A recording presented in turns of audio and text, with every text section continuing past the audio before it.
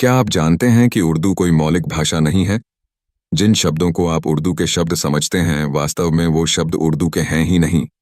किसी नई बोलचाल की भाषा का जन्म कैसे होता है, ये आप उर्दू के उदाहरण से समझ सकते हैं। उर्दू अपने आप में कोई स्वतंत्र भाषा नहीं है। यहाँ तक कि उर्दू शब्द का किसी भाषा से कोई संबंध भी नहीं है। उर्दू तुर्की का शब्द है, जिसका अर्थ होता है सैन्य छावनी।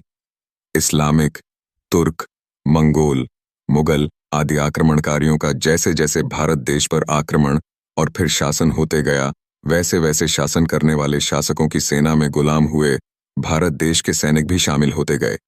उनकी सेना में उनके अपने समुदाय के सैनिक तो होते ही, अब साथ ही हिंदू सैनिक भी होते थे। ये सभी सैनिक एक ही साथ रहते थे, जिसे छावनी कहते थे। छावनी हिंदी भाषा का शब्द है। छावनी को तुर्की में उर्दू कहते हैं। फारसी, तुर्की, अरबी और हिंदी भाषा बोलने वाले सैनिकों की भाषा आपस में मिक्स होती गई। इस मिक्स बोली का नाम दिया गया ज़ुबान-ए-उर्दू, जिसका अर्थ था सैनिकों की भाषा। इस तरह उर्दू भाषा या उर्दू बोली की उत्पत्ति हुई। उदाहरण के लिए दैनिक जीवन में प्रयुक्त होने वाले एक वाक्य को लेते हैं। वह वाक्य है, क्या हालचाल है।